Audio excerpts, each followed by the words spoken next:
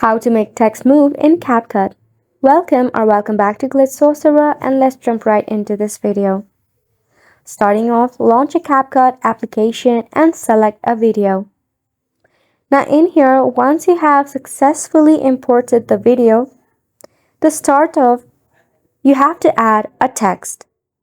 To do so, at the bottom, you will see the text icon. Just go ahead and select text, then tap on Add Text. Write a text in here.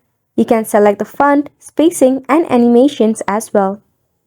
Now arrange it and position it where you want as an initial point. Now, go ahead and adjust the endpoint of the text. To make a text move, it is all about keyframes. Select a section, add a keyframe that is the diamond shape, then move your text a little, and again add a keyframe. It will automatically add a keyframe after a few times. So all you have to do is gently move the text in the direction you want the text to move. As you can see, I am repeating this process. Let me speed this process for you. So the keyframe addition is almost done. Now let's go ahead and give it a preview. Tap on the play button.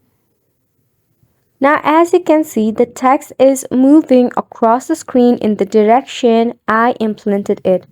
So you can do this vertically or horizontally or even diagonally according to your preference. Just add a keyframe and move the text in the direction you want it to. Isn't it simple? So make sure to go ahead and give it a try, and thank you so much for tuning in.